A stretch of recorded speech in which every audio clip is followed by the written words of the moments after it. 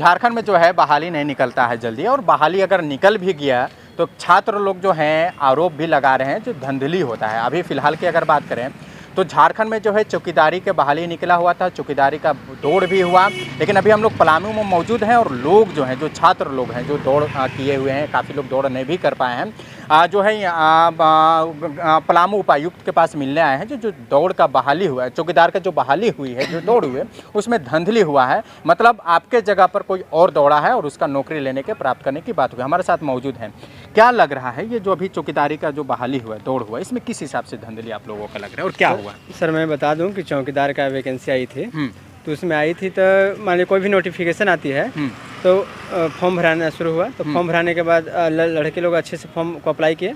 Apply करने के बाद जब एडमिट कार्ड आता है तो एडमिट कार्ड पे फोटो न रहता है, तो एडमिट कार्ड पे फोटो नहीं था। तो एग्जाम सेंटर पे आप जब जाएंगे तो अच्छा, किसी का फोटो था ही नहीं, चौकीदार का एडमिट कार्ड जो है चौकीदार लोगों का। एप्लीकेशन देते वक्त हम लोग फोटो इस सारी प्रक्रिया दी, तभी तो आवेदन एक्सेप्ट हुआ। जब आवेदन को एक्सेप्ट किया गया तो एग्जाम सेंटर पर हम लोग पहुंचे, एग्जाम का डेट निकाला गया, एग्जाम सेंटर पहुंचे तो हम लोग के एडमिट कार्ड में फोटो नहीं था, किसी भी बालक का फोटो या बालिका का फोटो नहीं था।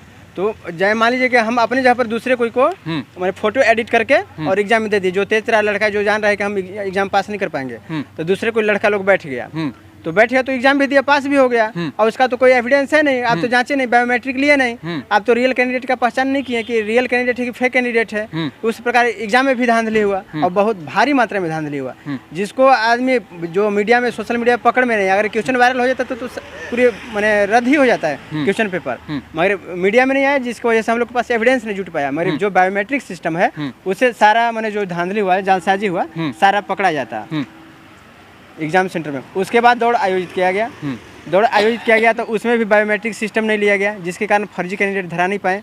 और ऐसा मैंने कंप्लेन आया, ऐसा मैंने धराया कैंडिडेट, 2-3 लोग धराया भी था, ऑन कैमरा धराया। मैंने उन लोग पर कानूनी कार्रवाई हुई कि नहीं हुई ये तो जानकारी नहीं है, मगर मीडिया में शायद छपा भी था कि 2 फर्जी कैंडिडेट धराए दूसरे के स्थान पर दौड़ते हुए। मगर जब 2 धराए तो कितने लोग उससे पूर्व दौड़ के पास कर चुके हैं, एक दूसरे के जगह पर पास कर चुके हैं। और विशेष जानकारी और विशेष कंप्लेन मैम के पास भी आई हुई है। उसके क्या जानकारी है जो अभी दौड़ हुआ था, परीक्षा जो है चौकीदार लोग, इसमें क्या? देखिए, जो शनिवार 30 नवंबर को धांधली हुई है दौड़ में, जैसे कि जो कैंडिडेट हैं वो दौड़े नहीं, उनके बदले में कोई और दौड़े, और जो दौड़े वो तो कौन दौड़े, उनका क्या कुछ है, क्या कुछ आप बताइएगा तब ना, कौन दौड़ा है, क्या नाम है उनका, क्या क्रमांक संख्या है, क्या आईडी है, कुछ आप बताएंगे? देखिए, क्रमांक संख्या है 26022437। हाँ, ये किनका है क्रमांक संख्या? कुंदन कुमार का। हाँ, इनके स्थान पे प्रदीप कुमार दौड़े हैं। ये कुंदन जी का आईडी है। हाँ। लेकिन प्रदीप जी दौड़ लगा है। हाँ, ठीक है। तो प्रदीप जी पहले से होमगार्ड में कार्यरत भी हैं। अच्छा, ऑलरेडी वो जॉब में कर रहे हैं। हाँ। अब कुंदन कुमार के बदले में दौड़े हैं जी। और कोई है? हाँ, और हैं 21000447 जी। तो ये हैं अमित कुमार, और इनके बदले में दौड़े हैं चंदीप कुमार, ये भी होमगार्ड में हैं। ये दोनों अभी भी कार्यरत हैं। तो ये एविडेंस हम लोग सब सबमिट किए हुए हैं डीडीसी के पास में, और डीसी सर से मिले हम लोग।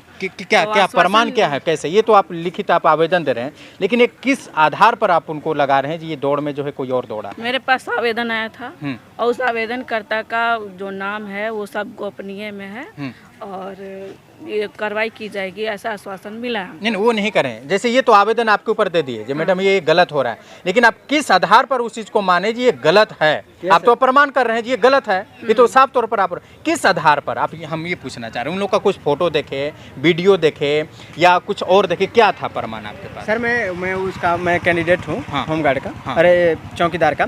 तो एविडेंस के बारे में आप बात कर रहे हैं, तो बहुत सारे एविडेंस है। जैसे मैम रोल नंबर आपको दिखाई, नाम एड्रेस दिखाई, जो पासिंग कैंडिडेट में शामिल हुए हैं, और उनको एक मैंने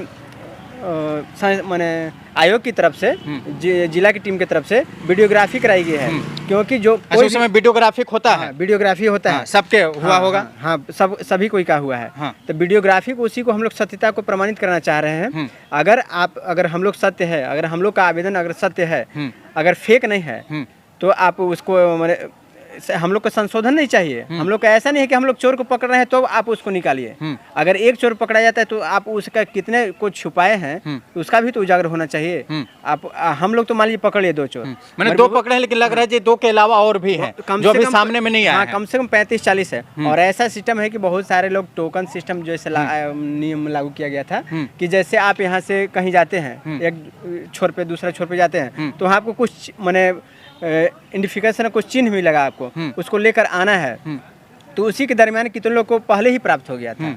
वो जो दौड़ से पहले मैंने मंजिल से पहुंचने से पहले ही प्राप्त टोकन प्राप्त हो गया। अब पता नहीं ये सरकारी मिली भगत है कि यही तो धांधली का माने पूरी की पूरी 100% संभावना है। अभी जो है आप लोग उपायुक्त के पास आए हैं। हाँ, उपायुक्त सर के क्या व्यू से क्या थॉट है, क्यों आए? हम लोग एविडेंस दिए सर को और वीडियोग्राफी की मांग की है कि अगर हम लोग के झूठ है तो हम लोग के ऊपर कार्रवाई कीजिए। मगर झूठ हो ही नहीं सकता है, क्योंकि ऐसा एविडेंस है कि वो लड़का माने कर ही नहीं सकता है, पास हो ही नहीं सकता है। पूरे का पूरा एविडेंस, उसका फोटो है, रोल नंबर है, नेम है और उसका फिजिकल में पासिंग भी है। तो हम लोग तो इतना सारा एविडेंस दे रहे हैं। तो आपको क्या लग रहा है ये कैंसिल होना चाहिए, रद्द होना चाहिए? हाँ, रद्द होना चाहिए ना सर। ये चौकीदारी बहाली जो है क्या रद्द होना चाहिए? क्या? हाँ, बिल्कुल रद्द होना चाहिए, क्योंकि एविडेंस तो सबमिट कर दिया गया है और ये गलत तरीका से। हाँ, गलत तरीके से। अब देखिए जो ऑलरेडी जॉब में है उनके कैंडिडेट के बदले दौड़ लग रहे हैं, दौड़ कर रहे हैं।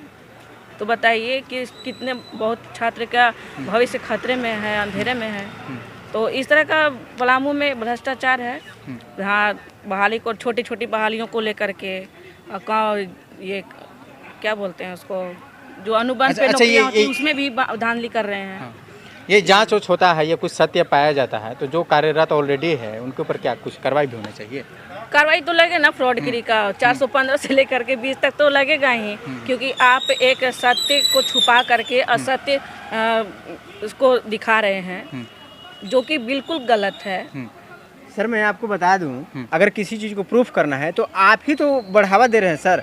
आपने आपका ना एडमिट कार्ड में फोटो नहीं है, तो फोटो है ही नहीं तो आप पहचान कैसे कीजिएगा अगला को? ना बायोमेट्रिक ले रहे हैं, बायोमेट्रिक लेवे नहीं कीजिएगा तो कहाँ से आपको पकड़ में आएगा? आप तो पकड़ना ही नहीं चाहते, आप तो खुद और बढ़ावा दे रहे हैं। बढ़ावा दे रहे हैं तो आपको तो पकड़ने का इच्छा ही नहीं है। इसी कारण तो आप 2 बार दौड़ करा दिए सर। इसके बावजूद भी आपका इतना खामियां हैं तो आप फिर बढ़ावा दे रहे हैं इसको। और जांच नहीं होगा तो देखिए हमारे एप्लीकेशन में दिया हुआ है और विधानसभा का सत्र भी चलने वाला है।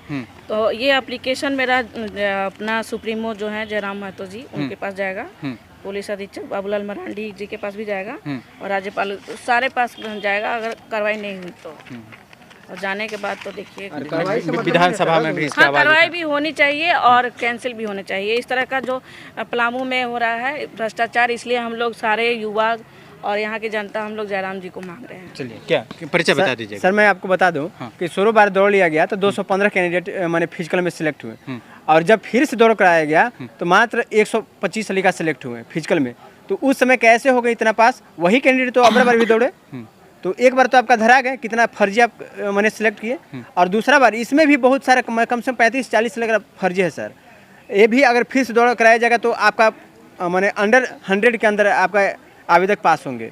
परिचय बता दीजिए। परिचय आशीष कुमार सर। आप कैंडिडेट हैं या? जी सर, कैंडिडेट हूँ, चौकीदारी का कैंडिडेट हूँ और मेरा हाईएस्ट स्कोर है। हाँ, ये अभी आंदोलन में लगभग कितने लोग अभी शामिल हैं? ये जो अभी आंदोलन में कम से कम 100 लड़का शामिल है। 100 लड़का लोग हैं अभी उपायुक्त के पास। जी सर, उपायुक्त से मिले हुए हैं और मिलने का प्रयास कर रहे हैं, मगर मिलने का समय नहीं दे रहे हैं। हम लोग के मांग को ठंडा बस्ता में डालना चाहते हैं।